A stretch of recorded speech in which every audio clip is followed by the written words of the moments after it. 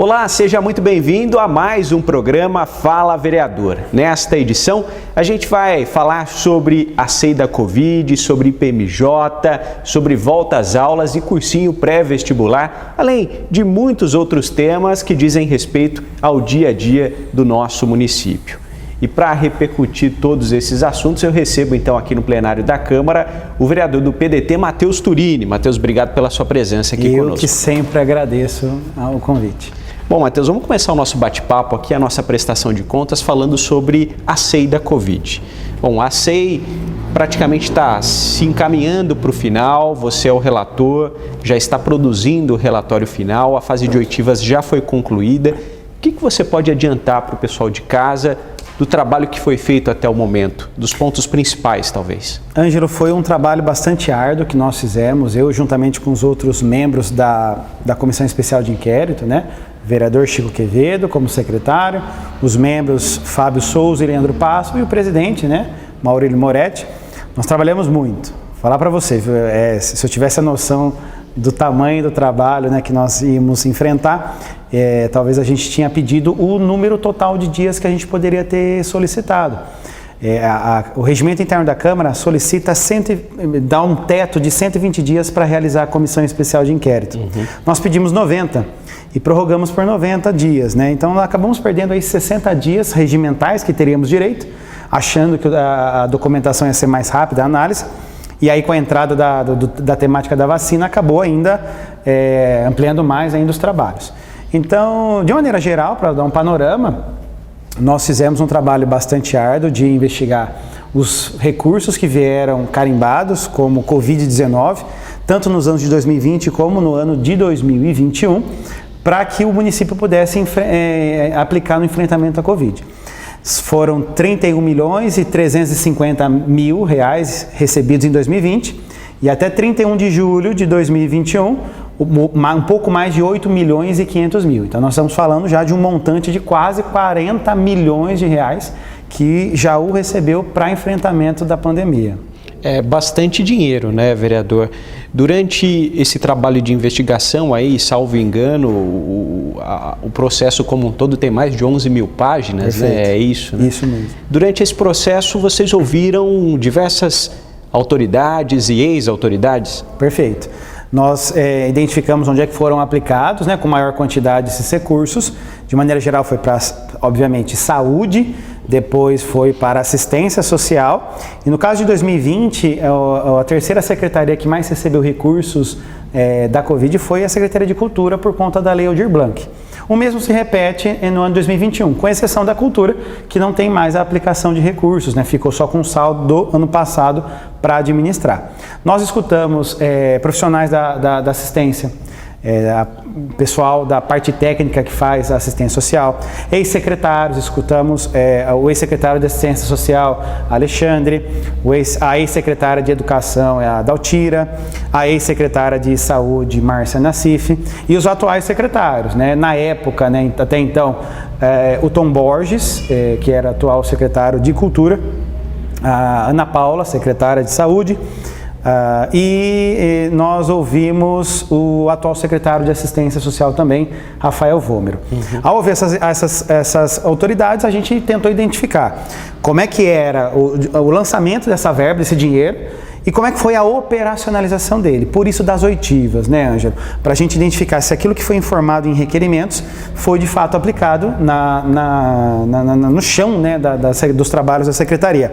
Por isso esses dois trabalhos, né, de identificar onde é que foram os valores, aquilo que vai informado para o Tribunal de Contas e de fato se foi aplicado junto à população. Bom, o sigilo da CEI foi derrubado recentemente pelo presidente. Perfeito. Hoje qualquer pessoa pode ter acesso aos documentos e às oitivas, né, Exatamente, está disponível, né? Qualquer profissional aí do ramo da comunicação ou qualquer munícipe pode ter acesso. Não só às mais de 11 mil páginas que você já citou, como as gravações. Todas as oitivas, foram mais de 20, foram gravadas, devidamente realizadas aqui no plenário da Câmara, para que isso subisse aos autos do processo todo. Bom, o senhor exerce uma das principais funções dentro da comissão, né, a função de relator. Como é que está a elaboração desse relatório final que deve ser apresentado aos seus colegas, discutido e votado aqui no plenário da Casa? Já está em fase de elaboração, nós já apresentamos alguns números, né, para fazer comparativo, inclusive entre 2020 e 2021. Dia 23 de agosto, eu, relator, entrego a versão final para que os membros leiam, façam seus devidos apontamentos e até 3 de setembro nós votaremos para vir para a plenária e encaminhar para o Ministério Público mesmo, né? E na fase aqui eu estou fazendo de maneira bem estrutural, bem metódica, uma primeira parte falando um pouco do orçamento do município, o que é que veio de valores de recurso da Covid, quase 40 milhões, já chegamos até 31 de julho, e dessa aplicação como é que se dá algumas operacionalizações. Aí a gente vê alguns pontos que são interessantes destacar.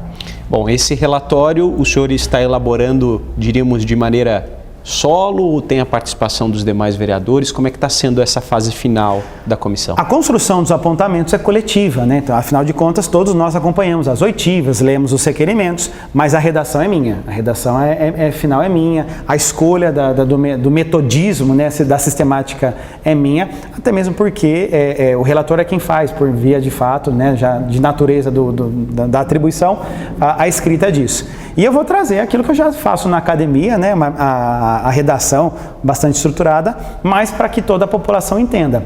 Acho que nós vamos ter um documento entre 40 e 50 páginas para resumir, né, contar essa história dos recursos, e aí apêndice, documentação e anexo, aí vai ter bastante, vai ter mais de 200 páginas aí para solidificar aquilo que a gente vai apontar. Tem alguns apontamentos para fazer, Ângelo. São apontamentos graves? São apontamentos no campo financeiro, até o próprio atual secretário, né, de Economia e Finanças, né, o Arato, ele mesmo reconhece nenhuma ilegalidade. São alguns pontos que eu identifico como mais cruciais ali, né? No campo da cultura, por exemplo, não há prestação de contas da Lei Aldir Blanc. O até então secretário Tom Borges não tinha feito as devidas prestações de conta, alegou que ele tinha prazo para fazer, mas claramente ele não entendeu o que é a Lei Aldir Blanc, Ângelo, e confesso até por uma questão pessoal minha, da análise do mandato dele, da passagem dele, foi a melhor decisão a exoneração do cargo, porque não era a pessoa correta para estar à frente da pasta. No campo da assistência social, nós identificamos ali algumas aplicações de recursos. A operacionalização de alimentação, que é questionável, que aconteceu em 20 e também se mantém em 21, mas o consumo é muito próximo, né? Aquilo que se gastou em 20 com alimentação, por exemplo, se gastou em 21. É que o número de refeições baixou, então a gente precisa ver só se não houve excessos. E no campo da saúde tem 2 apontamentos que eu acho que são pertinentes, né? O primeiro dele é o hospital de campanha. Em 2020 não teve hospital de campanha feito pela prefeitura, e o hospital de campanha em 2021 também não é feito pela prefeitura, é feito por uma entidade privada, que é o Hospital Amaral Carvalho. Dos quase 500 atendimentos, salvo engano, que fizeram ali, poucos são jauenses, né? Poucos mesmo, né? 10, 12 são jauenses. Primeiro ponto, né? Isso mostra a fragilidade nesse enfrentamento. E a vacinação, né? Foi corrido para fazer a questão da vacinação, mas o maior ponto que eu destaco ali é a secretária de saúde assumindo, enfim, que vacinou menores de 18 anos contra as recomendações da Anvisa e que isso de fato aconteceu. E o que nos preocupa um pouco é que em documentos oficiais ela dizia que estava tudo certo, só que na hora que ela sentou naquela cadeira para fazer o depoimento, aí enfim ela assumiu isso. Então esses são alguns pontos críticos que aparecerão no relatório. Pois bem, vereador, vamos mudar um pouquinho de assunto agora para a gente andar, falar sobre IPMJ, né? Perfeito. A Câmara tem se desdobrado de uma forma geral, né? Todos os vereadores têm se reunido para encontrar uma saída, principalmente no que diz respeito à assistência médica que é prestada aos beneficiários. Qual a visão do senhor a respeito desse tema, que deve ser colocado em pauta ainda no mês de agosto? O IPMJ é um problema que o município de Jaú enfrenta desde 1973, quando ele começou o processo da sua extinção. Entrou o ano, saiu o ano, entrou gestão e saiu gestão e ninguém resolveu. E até inclusive eu falei tanto para o vereador Tito Coló, quanto para o vereador João Brandão, quanto para o vereador José Carlos Borgo, que é do meu partido, que parte dele, da solução, passou por gestões das quais eles participaram. Há apontamentos graves do Tribunal de Contas desde 2001. 2002 já era o prefeito João Sanzovo, partido do Tito Coló. O João Brandão foi vice-prefeito e esteve na frente da prefeitura, também não pouco contribuiu para a sua resolução. E o Rafael Agostinho, nos últimos 8 anos, recebendo as orientações do Ministério Público, tirou como solução a extinção do IPMJ. Para mim está muito claro essa resolução. O IPMJ é uma empresa falida, é um CNPJ falido, que tem vários apontamentos e problemas junto ao Tribunal de Contas. Então, extinguir o IPMJ, pensa numa empresa que está falida. Se você extingue uma empresa falida, ela para de dever. Então, a gente estanca os problemas dela e fica as pendências para resolver. Então, o raciocínio até que não é dos piores, sabe, Ângelo? O problema são os benefícios daqueles que são beneficiados pelos itens que o IPMJ dá, que no caso é aposentadoria e pensão. Essas são garantidas por lei federal, isso jamais o município poderia deixar de pagar. Mas o plano de saúde é o principal problema que os usuários têm demandado para nós. O que a Câmara vai decidir? Nós vamos extinguir o IPMJ, mas nós vamos transferir para a Prefeitura o pagamento das aposentadorias, das pensões e do plano de saúde. Se o prefeito decidir regulamentar o plano de saúde, se vai contratar a Unimed ou se vai manter como está, Ângelo, já sai das atribuições do vereador. Então o prefeito que aí assuma a responsabilidade mesmo, que mostre a que veio e resolva o problema histórico que nós, vereadores, daremos nossa contribuição, extinguindo o IPMJ e garantindo aquilo que é dos usuários por direito. Traduzindo, isso mostra que há um certo consenso entre os parlamentares em fazer um destaque, talvez, no projeto que diz respeito ao atendimento médico. Perfeito. Entre os vereadores isso é consenso. A gente destaca para garantir, para manter o serviço de saúde. Se o prefeito vai fazer a regulamentação, ele que assuma as consequências e que, por favor, mostre que veio, senhor prefeito, para resolver parte desse problema. Vereador, vamos falar um pouquinho sobre volta às aulas, né? O senhor é um vereador ligado à área da educação, é professor, sempre que pode levanta essa bandeira. O senhor tem acompanhado a movimentação, essa questão das voltas, a volta às aulas de forma presencial? Assim como no primeiro bimestre, no primeiro semestre, Ângelo, eu passei por algumas escolas, tenho entrado em contato com vários professores, né, por conta até da profissão que a gente exerce. E a gente tem acompanhado ali, e o que nos preocupa, acho que mais de imediato, Ângelo, é a vacância de cargos na prefeitura. Por conta da legislação federal, o nosso presidente ele botou uma trava de contratações, de gastos com o pessoal. Só que alguns servidores vão se aposentando, outros, infelizmente, nós perdemos por conta da Covid-19 e existe muito desfalque de pessoal, não só na Secretaria de Educação, em outras. Mas a Secretaria de Educação, Ângela, é a maior da Prefeitura. Temos pouco mais de 3 mil servidores, 1.500 estão na Secretaria de Educação. Então a Secretaria de Educação é meia Prefeitura. Lá se sente muito mais latente a cada perda de cada profissional. Esse tem sido um dos temas que nós vamos entrar e bater bastante agora, para não deixar ninguém sem aula, nenhum aluno sem atendimento, nenhuma qualidade de educação perdida.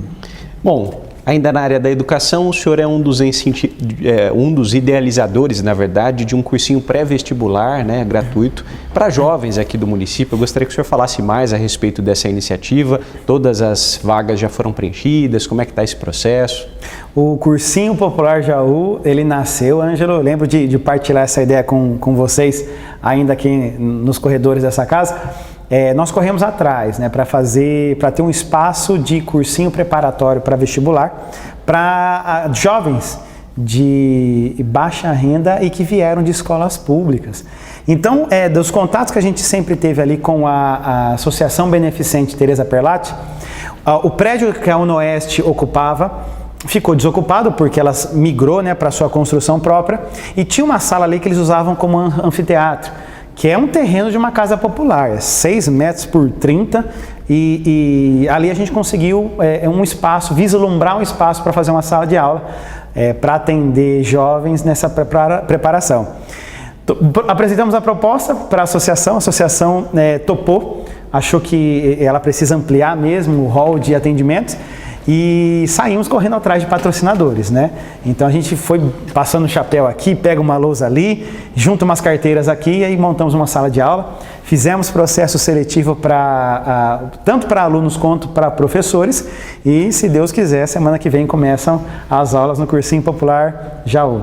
Quantos alunos, quantos professores? A abertura de vagas inicial era para 50 alunos.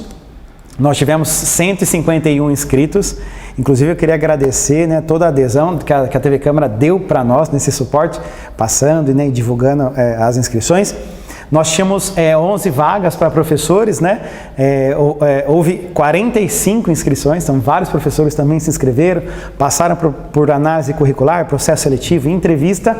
E hoje nós temos um time de 10 professores, 3 são doutores, 3 mestres, nós temos um time bom, Ângelo. Ou seja, não é um cursinho para preencher tabela, é para ter resultado. É para ter resultado mesmo, é para que aquele jovem que depois de 1 ano e meio, quase 2 anos de pandemia, se sentiu desmotivado porque teve essa perda de educação escolar, ele agora achou um espaço na Associação Beneficente Teresa Perlatti, junto com o nosso gabinete, para que ele tente aí recuperar um tempo perdido, retomar um ritmo de vestibular, fazer uma prova do Enem e, se Deus quiser, ter ingresso ao ensino superior, seja nas nossas faculdades, na FATEC, na Anhanguera, na Fundação, seja pelo SISU, indo para fora, para que voos mais altos sejam alçados. Bom, vereador, eu quero agradecer mais uma vez a sua participação aqui, o tempo está quase se encerrando aí, eu quero abrir espaço para suas considerações finais, rapidamente, lembrando que no mês de agosto, né, a gente comemora o aniversário de Jaú, 168 anos. Ângelo, eu quero agradecer sempre o convite e o espaço e sempre o profissionalismo que você nos atende aqui. Agradecer sempre aqueles que nos acompanham nas redes sociais, nas sessões da Câmara e dizer primeiramente para você que está me assistindo, que é um empresário, que é alguém que tem recursos aí econômicos, se puder, vamos abraçar o projeto do Cursinho Popular. A gente está vivendo de doações ali, a gente está querendo resgatar e mobilizar uma faceta da sociedade que precisa ser atendida e assistida. E para você, jauense, vou deixar aqui os meus parabéns para a nossa cidade, 168 anos, não é para qualquer um, a Jaú não é para amadores, e viver no Brasil também em plena pandemia não está sendo, né? Então, é mais um ano de vida, é mais um ano para se orgulhar do que nós fizemos e mais um ano para ter expectativas de novas realizações. Obrigado por nos acompanhar, obrigado pelo carinho, pelo apoio, obrigado. Essa, portanto, foi a participação do vereador do PDT, Matheus Turini. Muito obrigado pela sua companhia e até a próxima.